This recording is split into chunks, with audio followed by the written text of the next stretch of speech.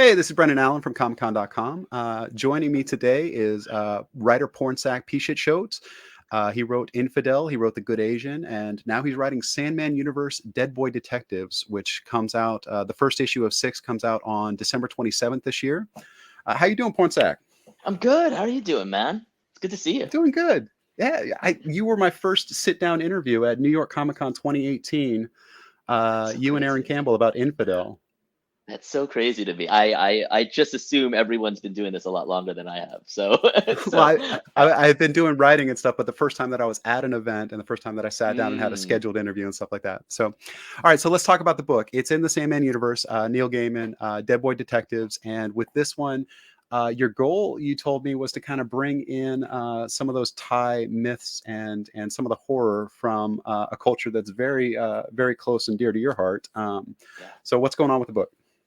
Well, yeah, so it's basically, it's Edwin and Charles. They are on a case that kind of brings them to America, and it brings them it collides them into the world of Thai ghosts, and they meet a couple other kids who are also dead, who are also ghosts, but it brings them into the world of Thai mythology and Thai ghosts, and it's kind of a way of the thing I always loved about Sandman. It's one of the most inclusive mythologies around there. It's the genius of Neil Gaiman of he found a way to have a mythology that connects every conceivable mythology. And I like the idea of incorporating some Thai mythology in there. It gives me a chance to talk about Thai American, which is something I've always really wanted to do.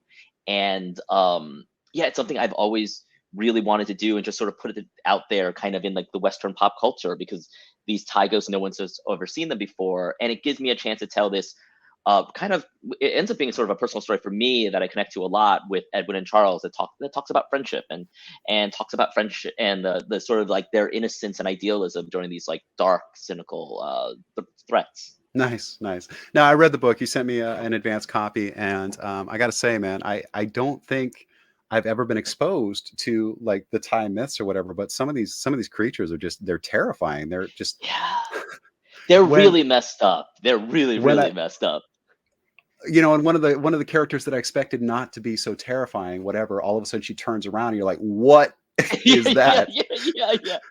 No, and it's one of the reasons why, and we'll get into it as the book progresses, but I just find all the story of these ties because they're so messed up. They're so in issues 2 and 3, I actually think the most messed up ghost story happens in like the second/third issue, and it's just and there's no embellishment on my part. It is just like we've already like we've I've already had many conversations with S&P that we can't like how much we can talk about it, how much we can show about it, because it's so and it's like there's nothing from me in there. It is just like a folk tale that has been passed along through the ages, and we have to be so careful talking about it and showing it because it's like really sort of screwed up and messed up. Wow, yeah, I mean, it really is. Just in this first book, and the art style. You're working with Jeff Stokely and Mikel Muerto on this one. It's very tonally different from what you did with Infidel. Infidel was very dark. It was very Yeah, like grainy, yeah, which worked very well for horror in New York City. But you're doing this other thing, and you're kind of matching styles a little bit with previous Sandman things. yeah. But tell me a little bit. How did the art come together? What were you guys shooting for? And how is it working with these guys? They're so good. They're so good. Yes, no, Jeff is sort of amazing, and honestly, the styles come really from this different tone that if you're used to Infidel, one of the things after Infidel was I didn't. It was hard for me to go back to another horror book. I was trying to figure out what it felt like I said everything I wanted to say with horror through Infidel. And then it becomes sort of after the pandemic and after sort of like the how crazy and horrible sort of the world has been for these past few years. I didn't really know how to sort of do a horror book that sort of made sense in that world. And Dead Boy Detectives is me kind of figuring out like, oh, this is what I sort of see, not necessarily as the future of horror, but where I think is my perspective on how horror is relevant. And it's the book so much has to do with the idealism and innocence of Charles and Edwin, and they're colliding against sort of this world of like this world that is outside of what they know, that feels completely foreign to them, but at the same time it's completely dark and horrible. And a lot of it, what the book is about, is how does that innocence and naivety exist and persevere, and with when surrounded by these horrors. And to me, that was how I could wrap my head. It's like, this is what post-pandemic horror, like, these are Mhm. themes I understand, like, this is the purpose I feel like horror can have kind of at these times. And so that was the sort of the energy of the book for me. And then Jeff came along, and what Jeff does is amazing because he can do sort of the innocence and the energy of children, but then when things get like horrible and scary, he can really lead into that as well. So to have that sort of incredibly wide range is was amazing. And so I've been really enjoying working with both Jeff and Mikhail, and they're just, I mean, this is a team where like everyone on the team has been nominated or won an Eisner. So like Yeah. everyone is so at the top of their craft. It's awesome. That's nice. Yeah, it's deceptive because you do get lured in. There's humor, and it's kind of a playful style, and then, like I said, all of a sudden you just get punched in the back of the neck with this horror, it's Yeah, right in your face. Like, yeah, it works really well. It does. thank you. Um, and you were talking about how the game and stories with Sandman and the universe that he's created kind of brings in all these things. He did that with American Gods and Anansi Boys Yeah, too. And I feel like this story that you've written kind of fits in with that game and mythology also, because he did the yeah. same thing. He took all this mythology from around the world and brought it into one melting pot and made all the gods interact with each other. Yeah, yeah, and that's kind of the genius of gaming. Like you, that's a great term, a melting pot. Like he is so good at that, and I guess I wanted to add some stuff that was very personal to me to sort of that melting pot. It was, I'd never seen, I grew up, I spent 5 years in Thailand. My family is Thai, and I've never seen anything with Thai mythology and Thai culture sort of in the kind of a Western American sort of pop culture before. And Sandman was the best place. It was such a logical, sort of natural place to uh to to do that and to incorporate all that stuff into it. And yeah, melting pot is a great term. Neil's so good at that. Yes, he is. You also you mentioned some covers when we were talking a little Yeah. while ago. What's planned? Oh Your my god. face just lit up talking about some of the stuff that's Yeah, so coming we've up. got so many good covers. First of all, there's the Jorge Fornes cover that for variant ratio variant for issue 3 that's already gotten like 1,000 likes on Twitter because Jorge is a genius. I just got a sketch from Jill Thompson. I actually don't know if that's going to be the ratio for 6 or 5, but Jill did a whole Deadboy Detectives book, and the cover just like sent me through I love this cover sort of so much, and I won't talk about it because if you need to just like get it all at once. But it's so good. It's so Jill. I'm super excited about that. I think the other thing I think it's also really cool too is, I mean, we have Nimit Malavia who's doing our regular covers, and he's amazing. Like everyone knows how amazing he is. He was actually the first artist to succeed, to inherit Fables after James Jean. So there's already that great history sort of there, having him do our regular covers. But then Alex Ekman Lawn, who's an artist I was not familiar with before this, he is doing sort of our Thai Ghost variant series. So every cover will be a different sort of Thai ghost, but it's through the lens of sort of a Western art and interpreting this Thai mythology. So just the idea that you can go into a comic book store and you can see sort of like 6 Thai ghosts, like almost like in a row on the stands at some point. I think that's so cool. You just gave me an idea of a bunch of connecting covers. Hmm. Like if you had, one of each of the panel of Thai ghosts or something like that on each cover, Oh and they yeah, came together, something that'd be really cool. that Really would be cool. really cool. That If would be that really wasn't in really the cool. pipeline, maybe it's nice. Another thing. So the Dead Boy Detectives, they've been around since I think it was '91. Yeah, Sandman number 25, I think, was their debut. yep, What's it like? I mean, because I was a kid at that time. I think '91, I was in 7th grade. So yeah, yeah. what's it like writing for a property that you were reading as a child? I mean, it's just it's weird. Like, I don't know if something, I've said this for this entire gig. I don't know if something can be both nostalgic and an honor at the same time, because like I have a weird history with this stuff, because yes, growing up, I read this sort of stuff as well. But then I became an editor over at Vertigo, so part of my job was protecting sort of the Sandman universe. So I'm Mm. very familiar with this world and the challenges that come with the world and the things you have to sort of be aware of. But now I'm actually contributing something to the universe. So there's like all these different layers of It's surreality. That's kind of surreal. like, Yeah. yeah, it really, really is. There's no way. It's so weird and complicated and all that sort of stuff. So on the one hand, I'm tapping to like what it was like when I first discovered them. But the other Mhm. hand, I'm also like reliving what it's like to be protective of these things and be like, don't let the writer screw it up too much. And then Well, on that's the other hand, I'm the writer screwing it up too much, and I got to push things a little bit. So like it's been, yeah, it's just surreal. That's an interesting perspective, though, because as the writer who could potentially screw it up, to have that place to come from where you've been on the other side as the editor or as the the guy who's making sure that the writer doesn't do that or whatever. Like you have things in your mind already that kind of keep you from crossing that line. Yeah, yeah, yeah. And but at the same time, I'm also very aware too that like Sandman, the central theme of Sandman is change or die. And so to get too far away from that spirit is kind of anti Sandman. You can't be too reverent to the source text. But at the same Mm, time, again, was to part of my job was to protect anyone breaking the toys. And so it becomes a little bit of the stance of, how much you want, just sort of the right give and take. You want to mm, challenge things. You want to push things. You can't be scared to break the toys. And one of the things I've learned doing this is, the stuff is a lot stronger than you can't be precious with it. And you've got to push things a little bit. You've got to come close. You have to be willing to break the toys a little bit and have some faith that the source material is strong enough to sort of uh, to be sort of foundational beyond sort of anything you do. So it is a really interesting sort of perspective experience going through the whole thing with having been on both sides of this now. So, just fair warning, I'm gonna steal every one of those metaphors that you just used at some point, writing down the line because that was fantastic. Cool. Also coming up for you, not to get too far away from the book, but The Good Asian is getting collected in hardcover, and Yeah. that's coming out in, well, if the FOC is the 2nd of January, so that's got to Yep. be coming out what, February? Yeah, it's actually because it's an oversized hardcover. The book is coming at end of May, but sort of it's so we just Oh, okay. advanced.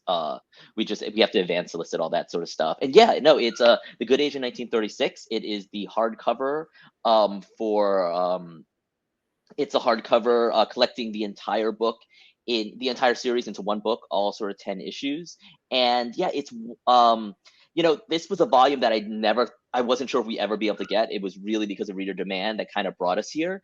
And it's kind of the ideal way I think to read the book. You don't have to like right now. You have to. It's across two separate volumes. Right now, you can just go from front to back. If you're recommending the book, you can just hand the whole book to a person so they have the whole experience in their hands, and it looks absolutely gorgeous. Jeff Powell, who is our letterer and designer, designed the crap out of it. It looks so good. I've had to stop myself from posting pictures of just what the front cover and the whole the whole front and back looks like. I'll probably do that actually right around where Dead Boy drops, so that people can so that to remind people it's out there to order it. But yeah, FOC is January 2nd, and so it also the thing too is I've been told these oversized hardcovers it can be hard to keep them in print. And we're going to try everything we can. We're doing everything we can to give you a lot of value for your bang for your buck. I think like if you buy the hardcover, it's only like $4 more than buying both trades. Um, but at the same time though, I don't know how long we can kind of keep it in print. It's all going to depend on demand. Sure. So if you're interested in it, if you want it, like we're trying really hard to just make this the way to experience the book. So please, if you're interested, please order it because I can't guarantee that we will do a second printing or a third printing or all that kind of stuff Well, and as much as I would love to. just to explain a couple terms here, because a bunch of the readers are going to know exactly what FOC is, but Right. some people don't. Final order cutoff is the last day, the last minute that your local comic shop can order a book. That is the last moment that you can be guaranteed that you're going to get that book. So first print of a comic book or first print of a hardcover, and you made an excellent point with the hardcovers. They cost more to make, and they take longer at the printer, and so many things have to come together that a lot of times they just do one run, and then they'll do a lesser version down the road of a paperback or something like that. But to get this version, to get the hardcover, so it doesn't get damaged, on your bookshelf and stuff like that. If you order by the second at your local shop, you will have a copy guaranteed in your pull box for the Good Asian hardcover. And who knows if it's even going to be available after that point. It's not going to come out for 4 or 5 months after FOC, but when you get it, that's going to be the first run. That's going to be guaranteed availability. And then down the road, somebody else will see it and want it, and they won't be able to buy it. So if you want it, you have to let your local shop know that you want it before the 2nd of January. Yes, definitely, definitely. I don't know if I've ever given that speech or disclaimer on You the. did very, very well, though. I gotta say, like, you got it down to like a science. Nice. Okay, so that's it. We've got just a couple minutes left here. Sandman Universe, Deadboy Detectives #1, the first of 6 issues. It drops on the 27th, 2 days after Christmas this year. Writer Pornsak Pichetshote, artist Jeff Stokely, colorist Mikel Muerto, and lettering is Hassan Atsmani El Hau. And we didn't get to talk about him, but Hassan does some interesting things with text in the book. He's a genius. He is an absolute genius. It's been wonderful sort of working with him. He's made jokes funnier just by like how he's handled font choices. It's been kind of a revelation working with him because he's really opened up a there are options available now as a writer that I didn't realize were available because of the way he letters. So I'm leaning into that more a little bit too. I mean, that's a fun thing about working comics. Every new collaborator, you sort of see their strike zone. You're like, oh, there's a couple quivers in my bow that I'm not used to having. So let's use them while I have them. Yeah, no, there were a couple times that I was looking, I was like, wow, I could hear it in my head because of the way that he lettered it. And that is a unique thing that happens once in a while, but it doesn't happen every time. It really doesn't. It really doesn't. Different situations have different fonts. Sometimes they blow through the balloons, and it's like you're trying to figure out like why is it lettered like that, and then you see the character, like the way that they interact and stuff. And you're like, oh, okay, I got it. I want him. Yeah, he does this thing called Strip Panel Naked, and I want him to do an episode just about his lettering choices in the book because I do sort of think it's so sort of inspired. Also, one other thing that I wanted to bring up about the book because I just sort of think it's really cool is that one of the things we're doing is James in Sandman Universe Nightmare Country in his book, in issue 6, he introduced the character of Thessaly, who is both of our sort of favorite characters. And one of the things my book does is we inherit Thessaly and take her on the next step of her journey before giving her back to James sort of in Nightmare Country. And the way each of the books are set up is that you can read them all separately. And the thing that I think is super fun and cool and geeky for me as a comic book fan is every single time you hear that, you think like, oh, you don't need to read any of these books separately. But when you add them together, they're like a bigger sort of thing. But the thing I think is so cool, and I think it's such a testament to Neil's work on Sandman and James's work that he's doing is we're both telling super personal stories. Like a book about Thai culture was something I was going to do as a creator own book. Like if this never sort of came up, James is doing a very personal story for him, and you know how personal it is if you're aware of his work, which I read everything he does, so I very much am. So the idea that we can do these like 2 personal sort of stories that you don't need to follow each one of them to get like a satisfying emotional thing, but at the same time he can have a piece of the mythology that I can inherit and then give it back to him, and so it does sort of all connect and it's to a bigger thing. I just think that's really cool. I think it's like comics the way they're supposed to work, and they rarely work that way, and the fact that I think we're doing it, I've never worked in a shared universe before, and I find it, I don't know, I just find it really, as a comics like geek, I find it super cool that like I'm telling the story I intended to tell, and it worked without any access to James's story at all, but there actually is a bigger story that's sort of being told, that's kind of told through Thessaly through our 2 books. So that's something else that I think is really fun about the book. Right on. Cool. All right. So we're down to the last like minute here. So if you have a parting shot before we say goodbye, this is the time. I don't know if I have any parting shots. Like I said, the book comes out 12/27. We have this amazing ratio variant by Yoshitaka Amano, that's like a bucket list moment for me to have his cover off of one of my comics. So I think you can get that through stores. It's like a 1 in 50 variant or something like that. But no, I just hope people love the book. Like I said, it took me a while to figure out what I I couldn't figure out a way to make horror relevant after Infidel, after the pandemic, and all that sort of stuff. And Sandman Universe, Deadboy Detectives is my first be like, oh, I think this is the purpose of horror in these sort of strange times that we're living in. And so I hope horror fans check it out. Right on. All right. Thank you so much, Pornsak. My name is Brendan Allen. That's Pornsak Pichetshote, Deadboy Detectives. Oh, Sandman Universe, Deadboy Detectives #1 on 12/27/2022. Thank you so much. Thank you.